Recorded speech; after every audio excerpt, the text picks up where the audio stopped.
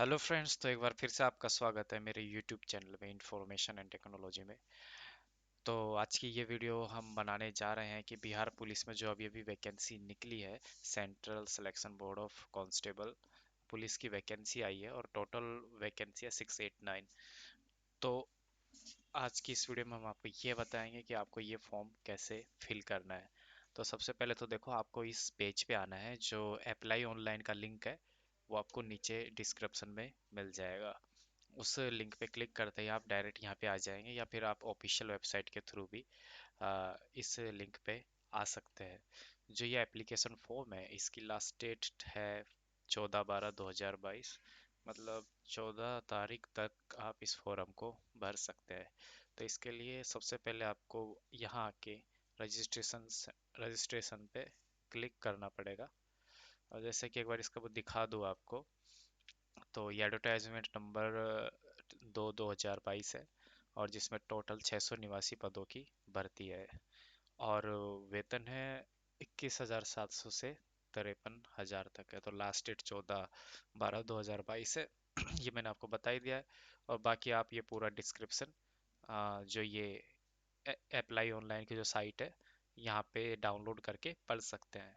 तो ठीक है, सबसे पहले मैं आपको ये फॉर्म तो ठीक है, सबसे पहले तो ठीक है, अब शुरुआत करते हैं फॉर्म भरने की। तो यहाँ पर स्टेप 1 पे सबसे पहले मैं जाऊँगा। यहाँ पर क्लिक करते ही हम एक पेज पर आ जाएंगे जिसमें कि पूरा निर्देश दिया हुआ है हमें कि पंजीकरण के लिए आपको क्या क्या चाहिए और क्या क्या नहीं चाहिए। ठीक है, तो यहाँ पर आरक्षण वगैरह है, उसका सिस्टम बता रखा है।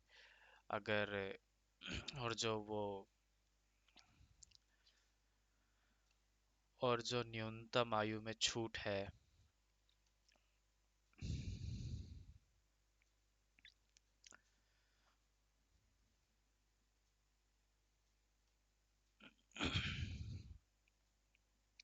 तो बाकी ये सारी डिटेल यहाँ पे आपको मिल जाएगी, आप पढ़ सकते हैं। और जैसे यहाँ पर एज रिलैक्सेशन किस तरह से है वो भी आपको यहाँ पे मिल जाएगा। तो यहाँ पर फिर ये फॉर्म चार्ज है, या बता रखा है SC ST का 180 रुपीज़ है। और बाकी ऑल फीमेल्स का 180 है बाकी। लेकिन जो गैर संवैधानिक उम्मीदवार है वो अपनी माँ चुदाओ। देखिए, यहाँ पे क्लिक करते ही आप सीधे इस पेज पे आ जाएंगे जहाँ पे कि आपको निर्देश दिए गए हैं कि आपको क्या क्या करना है। जैसे 10वीं की मार्कशीट आपके पास होनी चाहिए, ईमेल आईडी, एक मोबाइल नंबर होना चाहिए, क्योंकि इन पे OTP आएगा और वो आपको डालना पड़ेगा वेरिफिकेशन के लिए। और उसके अलावा अगर आपको रिजर्वेशन मिलता है तो आपके पास ये ST SC सर्टिफिकेट भी होना चाहिए, लेकिन इसे आपको जब आपका डॉक्यूमेंट वेरिफिकेशन होगा तब ये काम आएगा। अब बाकी बाकी सब पढ़ने के बाद, रीड करने के बाद, आपको सिंपली यहाँ घोषणा पे क्लिक करना है। घोषणा पे क्लिक करने के बाद proceed to registration and payment पे आपको क्लिक करना है। वहाँ पे क्लिक करते ही आपके पास थोड़ा इस तरह का इंटरफेस आ जाएगा। तो इसमें कुछ नहीं, आपको अपना नाम डालता है। मैं नाम के लिए, डेमो के लिए कुछ भी नाम डाल देता हूँ। जैसे राकेश कैपिटल में भरना है, सरनेम कुमार, यहाँ पे टाइप कर देना है। आप इंडिया से हो, इंडिया से टाइप कर देना है। मोबाइल नंबर डालना है, फिर आपको यहाँ पे आपको ईमेल एड्रेस डालना है। ईमेल एड्रेस डालने के बाद देखो, जो ये ऑप्शन है ये इंपॉर्टेंट है। अगर आप बिहार से है तो आपको यहाँ पे नो करना है। सीधी सी सॉरी, अगर आप बिहार अगर आप बिहार से है तो आपको यहाँ पे यस करना है। ठीक है, अगर आप बिहार से नहीं है और कोई दूसरे स्टेट से आप भर रहे हैं तो आपको यहाँ पे नो करना है। यहाँ पे नो करते ही क्या है कि आप नॉर्मली जनरल कैटेगरी में सेलेक्ट हो जाओगे। चाहे भले ही आपकी कैटेगरी कोई भी हो, लेकिन आप बिहार के बाहर से फॉर्म भर रहे हैं तो आप सिंपली जनरल कैटेगरी में आ जाओगे। और अगर आप बिहार से हो तो सिंपली यस करके यहाँ पर कुछ भी आगे जाके जो भी कैटेगरी वगैरह है वो सेलेक्ट कर सकते हो। तो मैं नो पे क्लिक कर देता हूँ, चलो ये बिहार से नहीं है। उसके बाद आप मेल फीमेल जो भी हो वो यहाँ पे भरना है। अपनी डेट ऑफ बर्थ यहाँ पे लगा देनी है। तो मैं यहाँ डेट ऑफ बर्थ लगा देता हूँ। डेट ऑफ बर्थ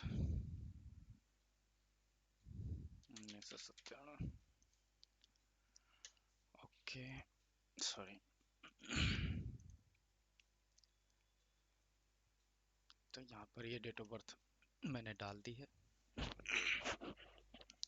अगर आप बिहार में कोई गवर्नमेंट एम्प्लॉई है तो आपको यस करना है, और फिर यहाँ पर आपके पास जो भी डिटेल्स है वो सारी डिटेल, उसकी डेट है, आपको यहाँ पे डालनी है। और नहीं हो तो नो करना है। जैसे आप एक्स सर्विसमैन है तो आपके पास जो भी सर्टिफिकेट होगा उसका पीपीओ नंबर आपको यहाँ पे डालना है, ज्वाइनिंग डेट आपको यहाँ पर एंटर करानी है, और डेट ऑफ रिटायरमेंट, जब आप रिटायरमेंट हुए थे उसकी डेट आपको यहाँ पे नीचे डालनी है। और नहीं है तो इसको सिंपली नो करना है। नो करने के बाद सामने इसको आपको प्रोसीड पे क्लिक कर देना है। ओके।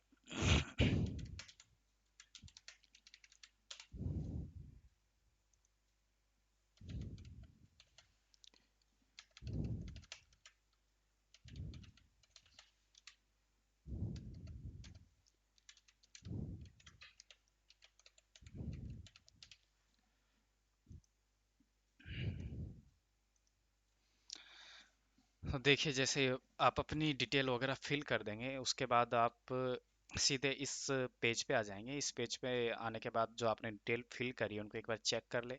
चेक करने के बाद आपको यहाँ पर आई एक्सेप्ट एग्रीमेंट पे क्लिक करना पड़ेगा। जो भी इनका एग्रीमेंट है, और यहाँ पे नीचे जो कैप्चा कोड है वो आपको डालना पड़ेगा। तो ये कैप्चा कोड मैं इसमें डाल देता हूँ, UNDYFC। ये सब डालने के बाद आपको यहाँ पर मेक पेमेंट पे क्लिक करना है।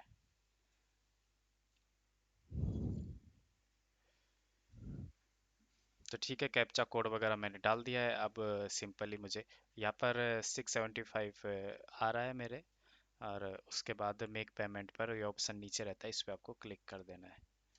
Okay, you have verified your detail, yes, okay. Okay, ये सबमिट कर देना है। इसके बाद जो भी आपका है वो पेमेंट यहाँ पर कार्ड वार्ड लगा के आपको पेमेंट कर देना है। तो गाइज़, ये फॉर्म क्या है, मुझे भरना नहीं है और 675 रुपये अपने खर्च करना नहीं चाहता।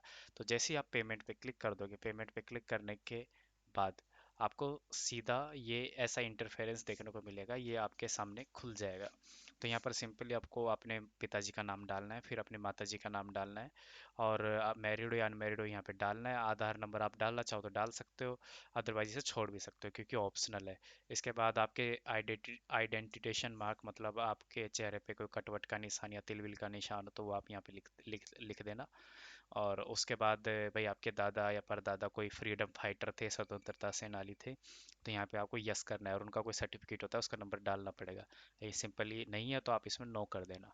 उसके बाद नेक्स्ट आपको यह है जो एग्ज़ाम है 10वीं की डिटेल है वो यहाँ पे फिल करनी है। राजस्थान बोर्ड से तो BSER लिख दिया। उसके बाद मार्कशीट के ऊपर जो नंबर होता है वो, और जो आपकी मार्कशीट जिस डेट को इशू हुई है वो डेट आपको यहाँ पे डालनी है। सेम ये 12th के साथ करना है। ग्रेजुएशन ऑप्शनल है, अगर आप ये चीज़ डालना चाहो तो डाल सकते हो, या फिर छोड़ना चाहो तो छोड़ सकते हो। उसके बाद थोड़ा सा हम नीचे जाएंगे तो नीचे जाते ही ये आ जाएगा, देखो यहाँ पर ये ग्रेजुएशन की डिटेल फिल अप करने के बाद ये आपको फिर यहाँ पे एड्रेस फिल करना है। तो ये एड्रेस आप आराम से फिल कर लेना, अपने घर का नाम, स्ट्रीट वगैरह जो भी है डाल के, स्टेट और डिस्ट्रिक्ट सेलेक्ट करके पिन कोड डाल देना। अगर आपका यही एड्रेस है, परमानेंट एड्रेस और करस्पॉन्डिंग एड्रेस सेम है, तो आप यहाँ पे यस पे क्लिक कर देना। ओके, उसके बाद जैसे आप नीचे स्क्रॉल डाउन करोगे तो आपके पास ये वाला इंटरफेरेंस आ जाएगा। तो इसमें यहाँ पर आप ऊपर अपना एड्रेस भर दोगे। उसके बाद ये जो क्रिमिनल केस है, मतलब कुछ एफआईआर वगैरह है, तो आप ये फॉर्म, तो आपको यहाँ पे मेंशन करना पड़ेगा। और सिंपली आपको इसमें देखो, नॉर्मली आपको इसमें सब में नो करना है। नो पे क्लिक करने के बाद जैसे आप थोड़ा सा नीचे और आओगे तो यहाँ पे अपलोड फोटो एंड सिग्नेचर का ऑप्शन आएगा। तो आपको यहाँ पर अपना फोटो अपलोड करना है। तो फोटो में जो आपको खास बातों का ध्यान रखना है वो ये है कि भाई ये एडवर्टाइजमेंट डेट है ना, उससे आपका फोटो 2 महीने से ज़्यादा पुराना नहीं होना चाहिए। और दूसरी चीज़, आप फोटो JPG या PNG में कुछ भी अपलोड कर सकते हैं, और फोटो का जो साइज़ है वो 25 KB से ज़्यादा का नहीं होना चाहिए। बाकी और इंस्ट्रक्शंस है वो यहाँ पर है कि इनको पढ़ लेना। और यहाँ पर आपको अपना सिग्नेचर अपलोड करना है। तो सिग्नेचर में आपको एक तो अपना सिग्नेचर इंग्लिश में अपलोड करना है, दूसरा अपना सिग्नेचर हिंदी में अपलोड करना है। तो आप हिंदी और इंग्लिश दोनों में अपना सिग्नेचर अपलोड कर देना। और सिग्नेचर में आपको ये जिस चीज़ का ध्यान रखना है वो ये है कि सिग्नेचर आपका ब्लैक इंक पेन से होना चाहिए, यहाँ पे लिख रखा है, ठीक है। और एकदम वाइट पेपर होना चाहिए, लाइनिंग वाले पेपर पे नहीं करना है। और ये इसका साइज़ भी 25 KB ही है। यहाँ तक आने के बाद आपको सिंपली प्रोसीड पे क्लिक करना है। प्रोसीड पे क्लिक करते ही आपका ये फॉर्म सबमिट होने के लिए तैयार हो जाएगा। और फिर बाद में ऐसा कुछ आपके पास इंटरफेरेंस आएगा, तो यहाँ पर जो भी कैप्चा कोड है उसे आप यहाँ पे कॉपी करके, मतलब यहाँ पे आपको टाइप करना पड़ेगा। कैप्चा कोड टाइप करने के बाद सबमिट बटन पे आपको क्लिक करना है, सबमिट एप्लीकेशन पे क्लिक करना है। उसके बाद सबमिट एप्लीकेशन पे क्लिक करते ही आपका फॉर्म है जो सबमिट हो जाएगा और आपके पास ये रजिस्ट्रेशन आईडी आ जाएगी। तो फिर आप इसको यहाँ से प्रिंट भी निकाल सकते हैं। तो आई होप गाइस यार मैं आपको ये फॉर्म भरना समझा पाया होगा। अगर आपको ये वीडियो पसंद आया तो प्लीज़ लाइक करिए, शेयर करिए, कमेंट करिए। थैंक्स। और हमारे नए नए अपडेट वगैरह जल्द से जल्द पाने के लिए आप ये बेल आइकन भी प्रेस कर सकते हैं। Thank you for watching.